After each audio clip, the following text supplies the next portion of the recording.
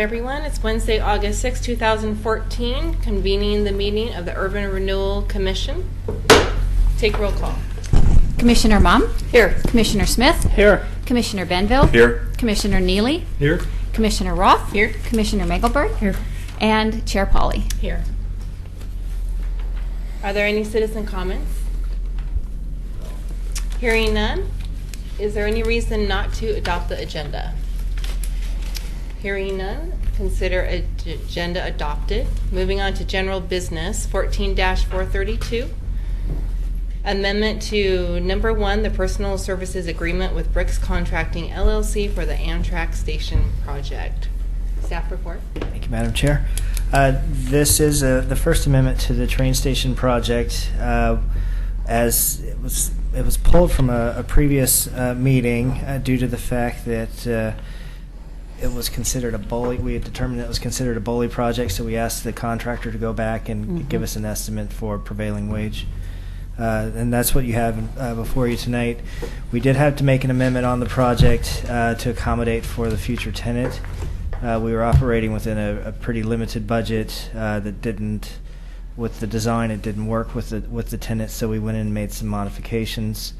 That increased the budget from $41,877 to $57,477.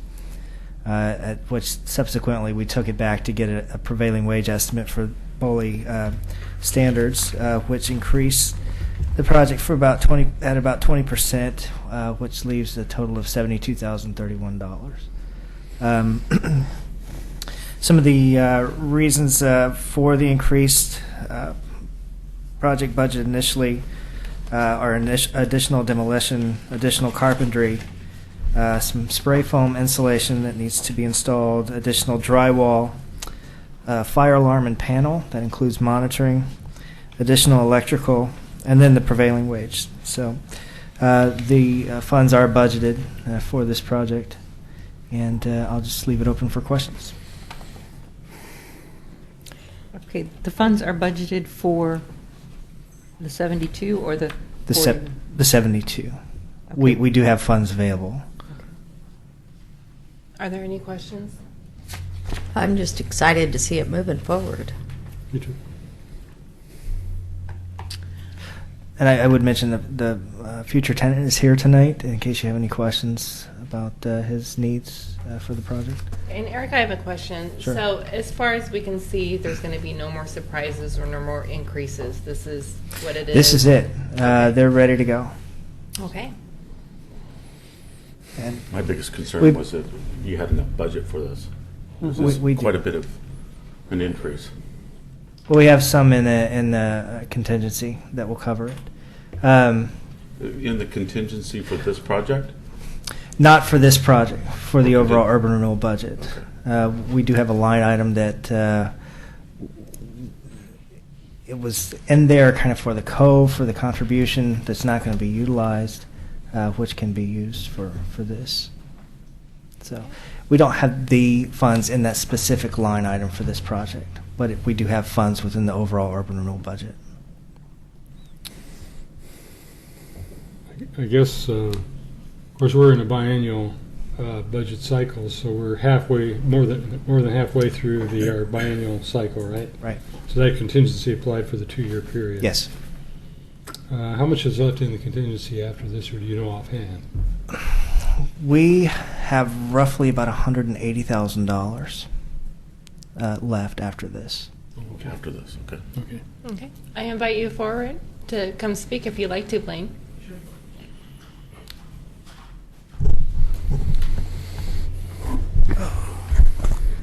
And I'm Blaine Meyer, and I incorporate Oregon City and putting together the train depot project. So, any questions? Question.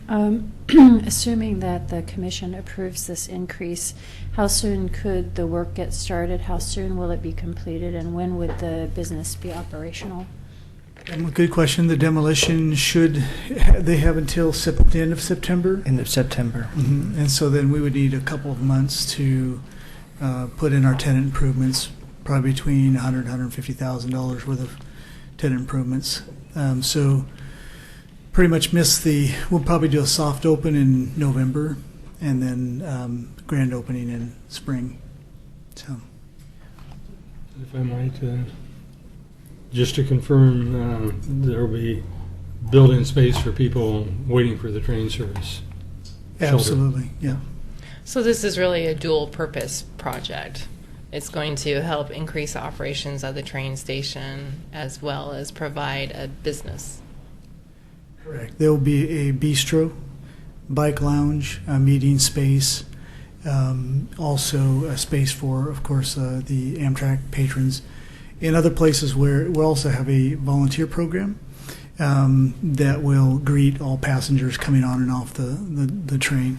And where this has been kind of a program has been implemented in other cities, the ridership has gone up exponentially. So we expect that. So an increase in ridership.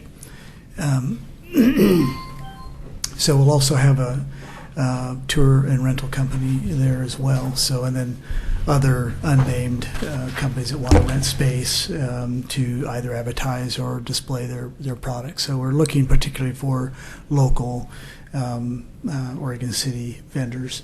So, I haven't talked to Feckin Brewery, but, that would be also Portland Cider would be there and other kinds of local. So we've even talked about displaying Oregon City specific artifacts or materials for people who are waiting or anybody who patronizes the location, and also some material that maybe generates interest for the end of the Oregon Trail Museum across the street to create a synergy for both. One thing too to note that these improvements that are being done at the train depot, they're not specific to us. They're necessary for just about any tenant to come in, but it does also increase the value of its structural, things like wiring and foam insulation on that northern end of the train depot. I don't know if you've been in there recently, but they did demo that part out, and you can see right through the walls to the outside, so there's no insulation of any kind. So that'll be one thing once we're done with our plumbing and wiring and all of the other things we need to do, then bricks will come back and shoot the foam and then drywall it. So, and then I think there's some of the sway issues. We're taking out some walls to make it a more open space. And so there's some toe-in kinds of structural things in the attic that need to be done to create strength there. So everything that this project is paying for on this end, that what we're proposing tonight is not tenant specific, but it does help accommodate this tenant. At the same time, it's kind of a balance. So that we have leasable space. Yes. So that it can exactly. generate So income. It's being created where any business could use it. Mm-hmm. Okay. Yes, Mark? Not sure who this question would go to necessarily, either one of you, but at one time there was quite a debate about whether or not the space under the building could be used for storage of any kind. Right. Have we ever got an answer to that question? I think we've gotten to that point. Okay. Yeah, no. it would be nice to, at some point, but, you have to do it kind of in steps. Yeah. But once we're in and established, it would be nice to explore that. And, if it's not, I can understand with, methane and other things that you would not want to have Right. enclosed walls and employees or customers there. But to be able to use it for, put a pod down there and have it, bike rental, Yeah. storage, that kind of thing would be helpful. But if it doesn't happen, that's fine too. But Mayor Neely, I see you're up. I didn't get it withdrawn, but I do have a comment. I think there's also an issue of that being in the floodplain. And so that area down below, I'd have Probably, restrictions yeah. on it and from that Yeah. standpoint as well. Correct. Right. Commissioner Roth?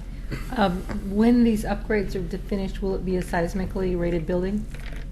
Yeah, it's structurally sound. Yes, it would be up to. We don't have to follow seismic regulations because it's not a residential property. Mm-hmm. It's perfectly legal to house a business in there without. We haven't had a seismic assessment there done, whether or not it needs to be reinforced. But we're not going to that expense because it's not going to be turned into a residence. We're not going to house people there. Commissioner Benville?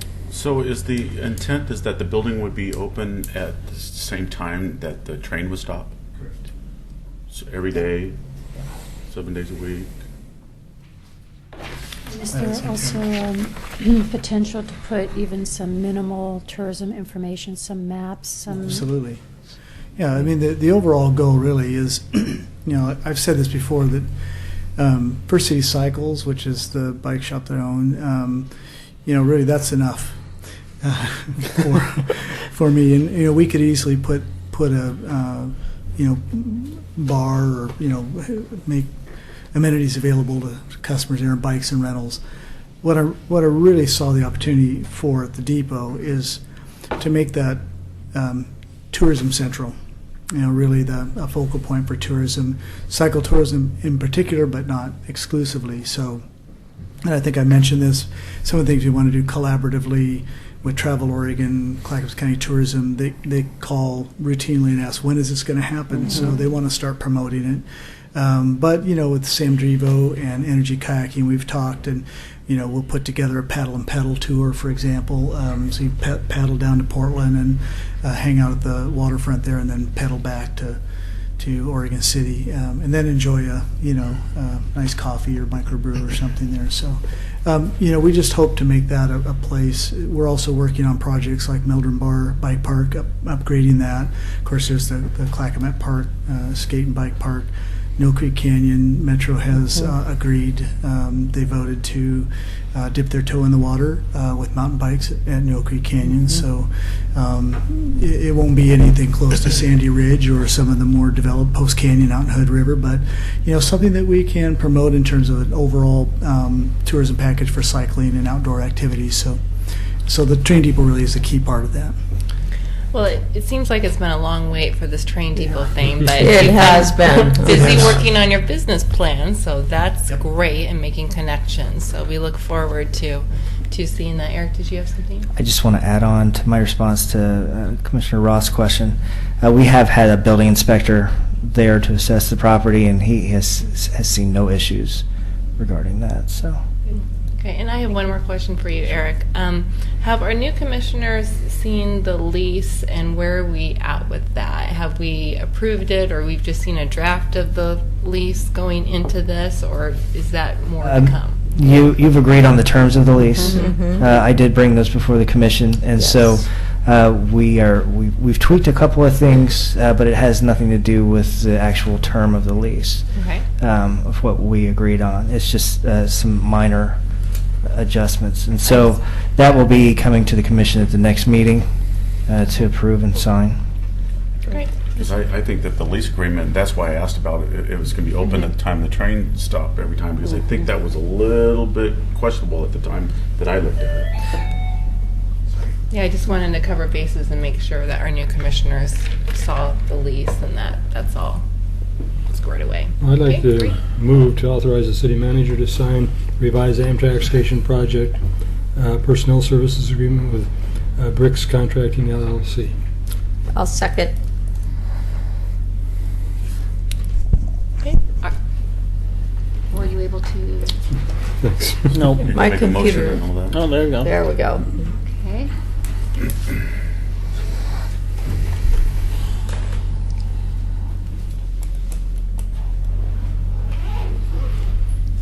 And the motion is approved unanimously.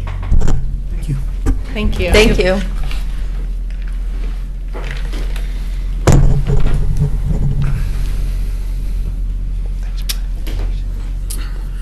Okay, moving on to the consent agenda.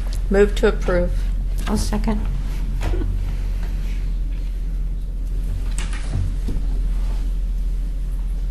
And the motion is approved unanimously. Are there any future agenda items? Okay. Wait a minute, I'm thinking. That's Too okay. many notes here. That's all right. Take your time. The houses that are down by the moot, are those urban renewal? Yes. Yes. Yes. I have some questions about those, so I don't know if those should be in a future agenda item. Probably depends upon what your questions are. What's going on with them? Would you like to email us your questions about it? We can get the answers back to all the commissioners, and then if there's a need for discussion, somebody can put it on, and we'll be happy to do that. Okay. Are there any other future agenda items? Any other discussion items? City manager's report? Anything this evening? Did you have one? For the code. Okay. Yeah. Oh, that's right. Yeah. Hearing no other matter. Wait. Eric does have something. He got a late update on the code while we were in that meeting. Oh, Yeah, I got a late update this afternoon about the Cove. I talked to Mr. Darrow, who has been in negotiations with Boley, and they did get a verbal from from the attorneys that Boley is excluding the garden apartments portion of the property from Boley regulations. So that's progress, and I wanted to bring that to you. That is part of progress. They are still working and making, according to Ed, positive progress on the waterfront piece, the urban renewal property. Boley has come back and asked a few questions, which they have recently submitted a response to, and hopefully they will receive a determination by the end of next week regarding those responses. And if it's if it's an unfavorable response for the Cove project, then they will be scheduling a hearing either the end of this month or the first part of next month. It'll go to arbitration. So how about the site improvements? The streets and utilities and all that? It's part of the phasing. So when I say they've excluded the garden apartments, that's the infrastructure for the garden apartments and all of that. It goes along with that one particular phase. Wow. Yes. It's a good step. Yeah. yeah. Glad to hear some progress. Does this leave us within the timeline that we set? Yes. Okay. Thanks for the update. Are there any other matters?